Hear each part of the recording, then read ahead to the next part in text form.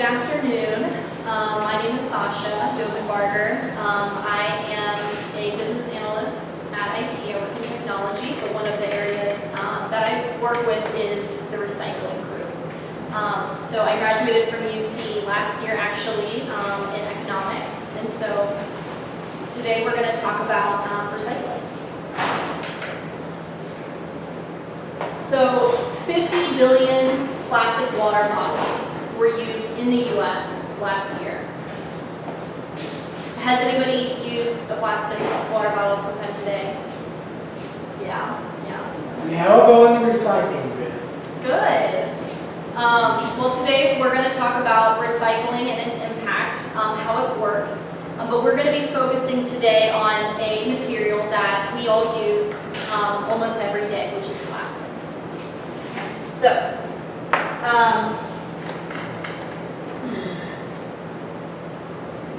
So by show of hands, I have a poll here. So what year were plastic bottles invented?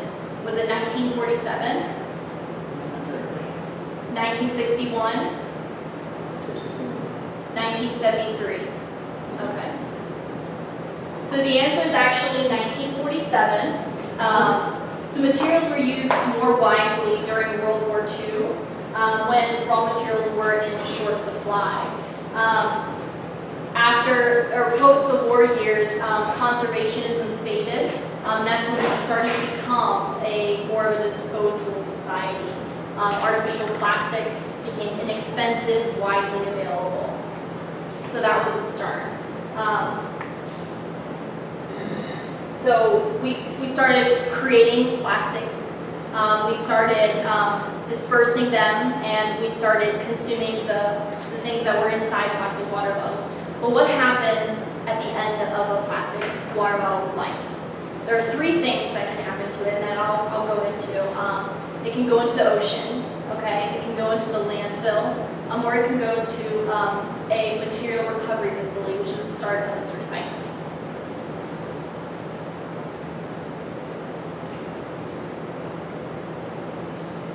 So, single-use plastic is actually the largest offender of ocean pollution.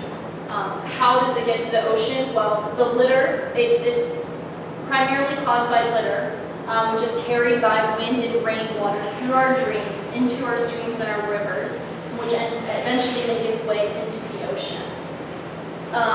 This can be from a lack of waste management system in place, or just direct, improper disposal.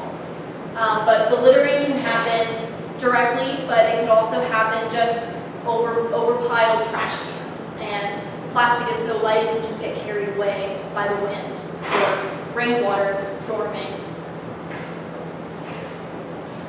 So there's actually a documentary that I recently watched. It's called A Plastic Ocean, where journalists travel to 20 different locations to look at the state of our oceans. And they uncover the truth about plastic pollution, what it's doing to our environment, what it's doing to the communities around the world. They talk about this Great Pacific Garbage Patch. So what actually happens when a piece of plastic goes into the ocean is that it starts to break down into what we call microplastics. And the currents of the ocean actually push all of this into this Great Pacific Garbage Patch. So we have several patches around the world. And so these microplastics are ending up in our food chain because what happens is the fish eat another fish, it's another fish, and eventually we end up eating that fish. So it ends up coming into our bodies as well. Fish aren't the only ones though, of course. Sea turtles confuse it for jellyfish, and seagulls are eating it, feeding it to their birds. But plastic is just part of it. There's also all of the liquids that are going into it as well. There's oils that are being consumed by these animals as well. So these are actually, it also talks about some of the negative impacts that it's having on the communities as all of this plastic gets washed up to different shores.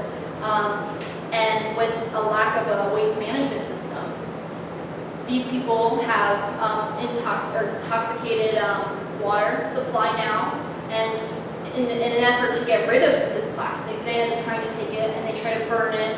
They might try to cook with it, which releases a lot of toxins in the air. Air pollution affects our health. So it's having a lot of negative impact on not just the sea life, but also us as well. So I would recommend that documentary. Another life path, right, for the plastic water bottles is actually to the landfill.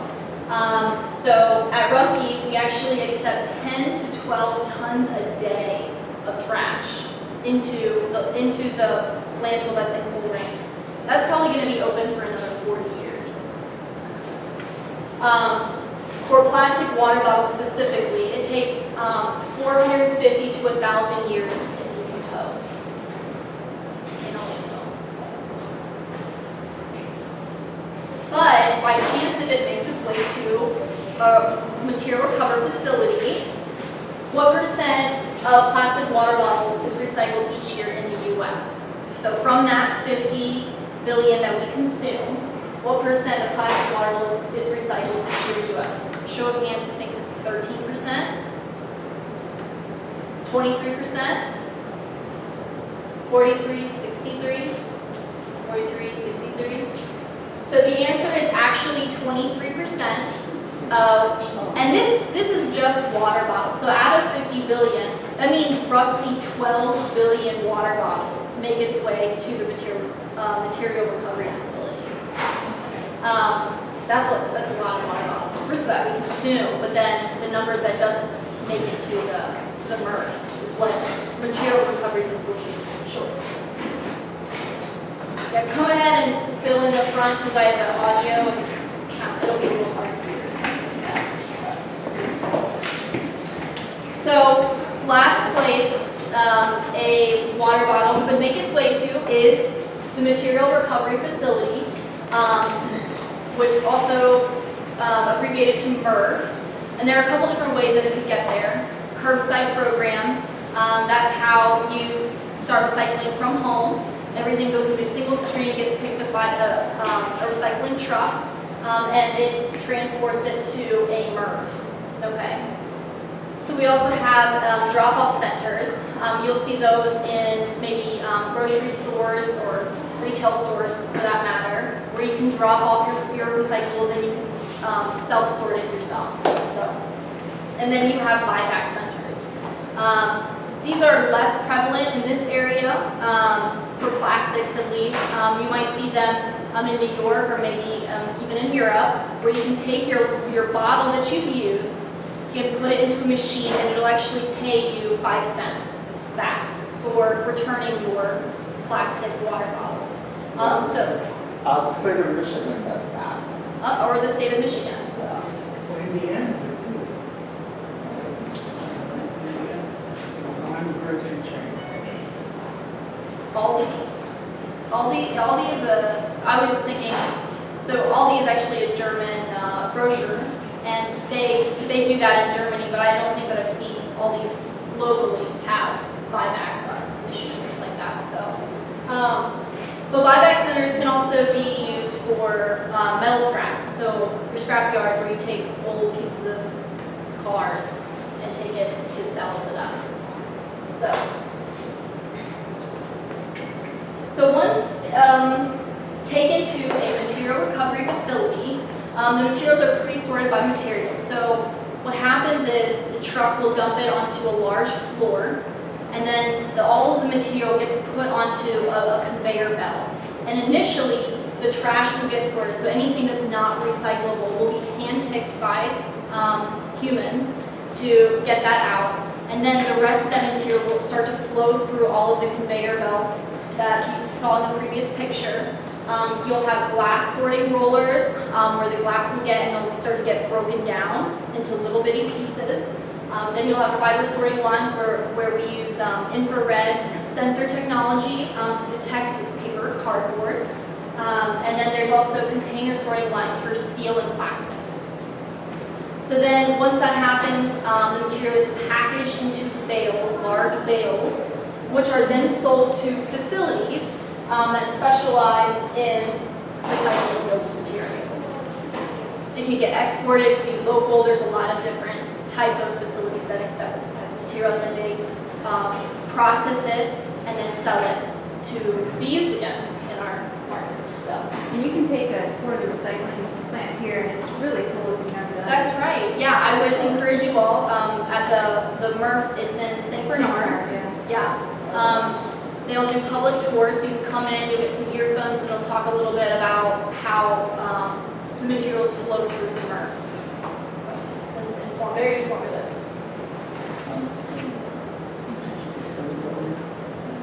So near us, the technology to create plastics has come a long way over several decades, which has actually made it a little more complex into figuring out what types of plastics can we recycle as consumers. So the only types of plastics that we can recycle in this area, in Hamilton County and the surrounding counties, are actually shaped like bottles and jugs. Okay, these are produced through a process called blown mold into the shape of its jug or bottle. The other types of plastics go through what we call an injection molded process. Those plastics, you're going to get forks and knives and spoons and TV dinner trays and yogurt cups. And unfortunately, there's not a market in our area for injection molded plastics because they take more energy to recycle, which is why you typically don't see those types of materials getting recycled. So pro tip, if the whole of the container is smaller than the body, then it's recycled. So I have a brief video to show you kind of a visual of plastic water bottles and how they float. Just summarizes kind of essentially what I've talked about. The audio is kind of difficult to hear, but I'll do my best to narrate over it.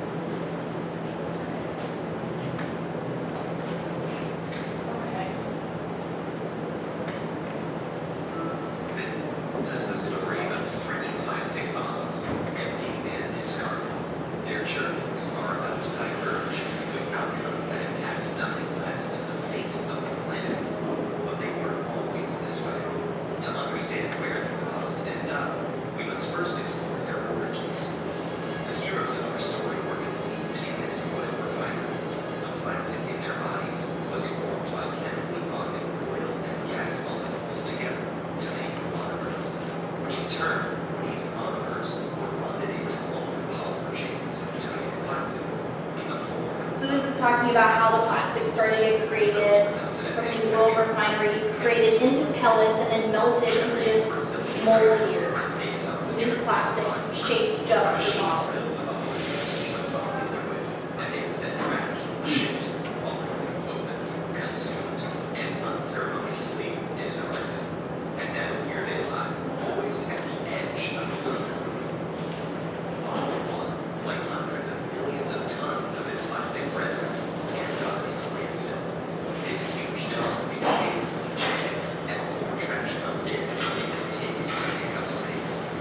As plastics sit there being compressed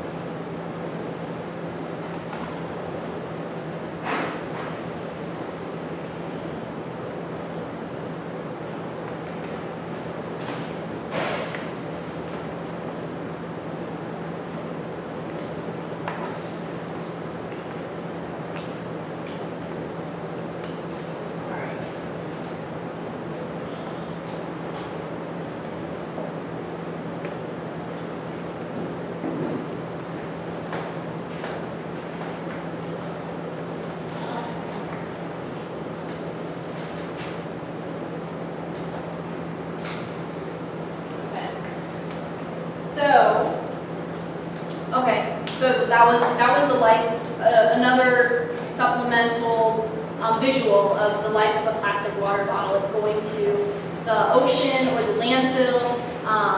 But there's another topic that I wanted to touch on as far as how plastic pollution impacts communities, sort of more the social side of pollution. So there's actually this documentary from 2016, it's called Plastic China. Now, it's about this 11-year-old girl who works at this recycling workshop with her parents, and it explores how the damage that it does to their life in order to make a living. This documentary actually impacted the government so much that they created this national storage policy. China is actually the single largest consumer of the materials exported in the U.S. But what happens is we export these bales of material to China, but not all of it is necessarily recyclable. So they created this policy to minimize the waste and pollution by mandating recycling purity standards on imported materials. This actually impacted the U.S. and the entire world market significantly when they did that. Many recyclers that were dependent on the Chinese markets actually had to stop exporting to China. And of course, the material values completely plummeted. So mixed paper, that was $75 a ton. They were selling for $70 a ton. In November 2016, this past June, it was $0. It was worth $0. So it had a significant impact. But this documentary, Plastic China, actually shows you the health implications that it can have. So we can't just be sending all of our waste, essentially, mixed in with some recyclables to China without understanding the consequences. So that kind of sheds some light on that.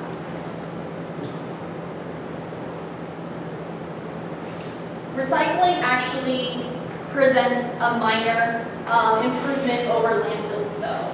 It sort of enables this attitude of consumerism where it says, okay, it's not a problem if I buy or use this product that may be harmful to the environment because I can recycle it. So it actually promotes, in a way, consumerism.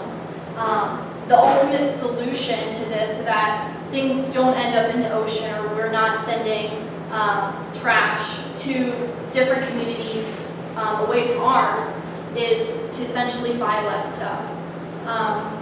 So one thing that I want to challenge you all with today is, of course, to recycle more often, more materials, but to also find ways that you can reduce your consumption of things in general. So, does anybody have any questions? So the caps on water and Gatorade, we should just leave those on the bottle when we throw it in our bin? Yeah, you can leave those on. Okay. At least for Rumpke, you can. Yeah. Yeah, because they'll fall through the grates if you don't attach them. Yes. So those caps are recyclable?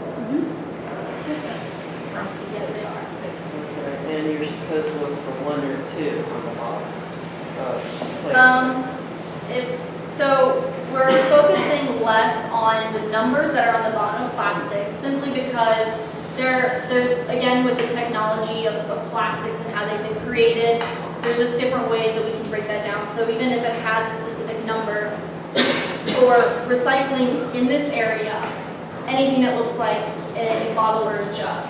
So I'm not exactly sure what the number on the bottom of that is. So if it's a 1 or 2, then yes, but I wouldn't follow the 1 or 2 rule.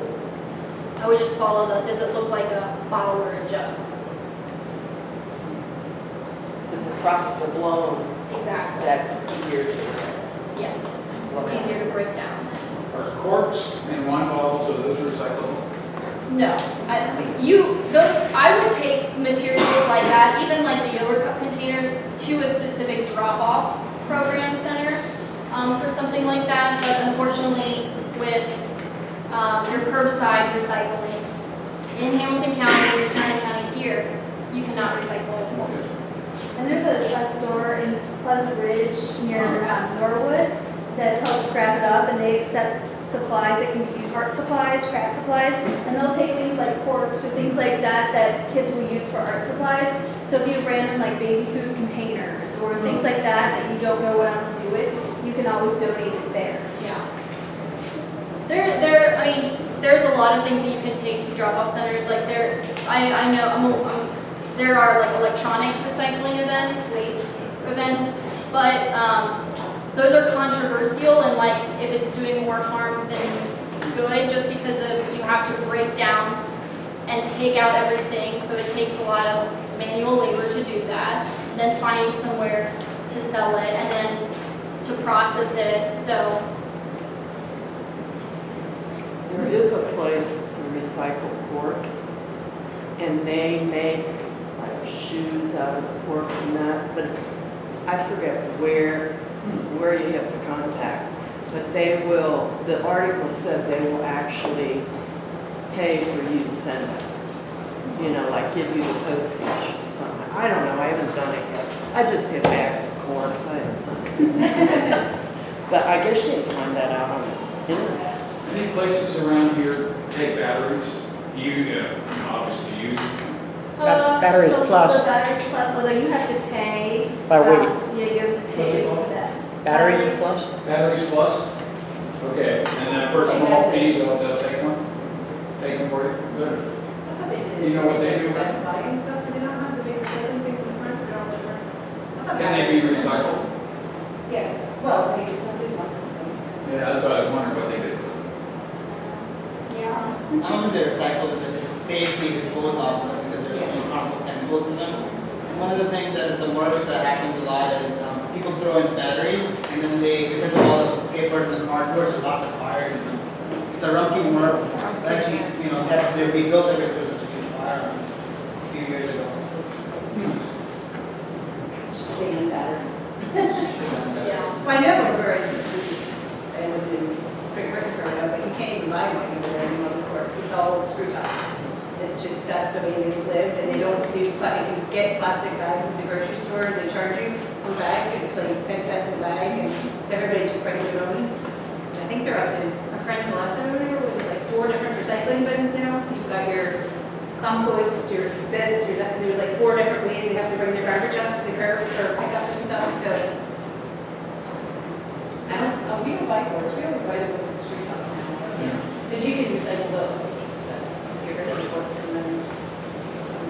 Yeah, but there are a lot of ways that companies could initiate that by maybe not producing it, or putting in policies that say we're not going to do this anymore, or providing ways that us as consumers, we could send the materials to them, and then they can recycle it back. Our friends in Wisconsin, in their town, if you don't recycle correctly, you're fined. It's like, whoa. Where is You this should see town? the Manitowoc, Wisconsin. Oh, yeah. Hurts the Green Bay. That's how Green Day. Our monkey guys in Harrison will take, they see bags, they'll take them out and they'll put them like, underneath the garbage can.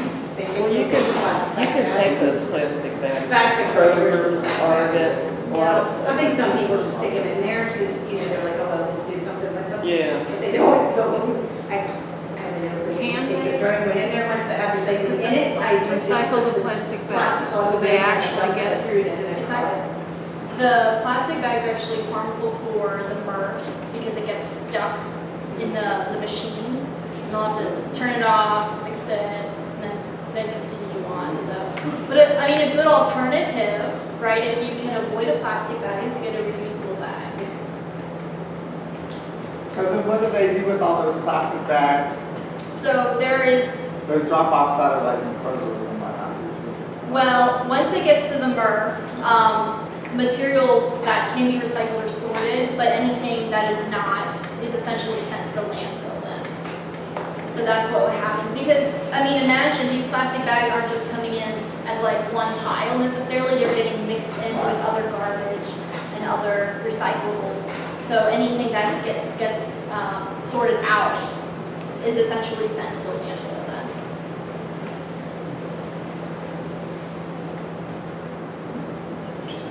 What other questions? I Or think the comments? emphasis on buy less is really important. Yeah, absolutely. It really is on buy less. How do you suggest we do that? Well, Buy reusable yeah, bottle, it depends on what we're looking at, like using reusable water bottles instead of getting a plastic water bottle, maybe eliminating your use of straws instead of having a straw. Or, I mean, I think they've created like steel straws if you're a big straw person. Buying materials that have quality, that are more qualitative instead of disposable like razors. Or you're going on a picnic, it takes a little bit of effort to clean your dishes, but rather than taking disposables, things like that are ways. For plastic bottles. So when you're finished with it, you can go ahead and fill it up. Can you do that for, 20, 30 times, or does the plastic start to? Yeah, I wouldn't recommend reusing plastic water bottles. Even, I mean, there's been a lot of talk around BPA, yeah, and plastic water bottles. And you can buy them that say BPA free. But that's just one toxin, right? That's in plastic water bottles. There are several others in there that aren't necessarily deemed harmful enough for them to start labeling BPA free or this toxin free. So generally speaking, it's just probably not healthy for us to heat food up with plastic or continuously reuse plastic, letting it sit out in the sun and then you're consuming it. Because what happens in the ocean, right, is that all that plastic is breaking down. Just like how that plastic would be essentially breaking down in the food or the liquids that of your container. So, alternatives to plastic. So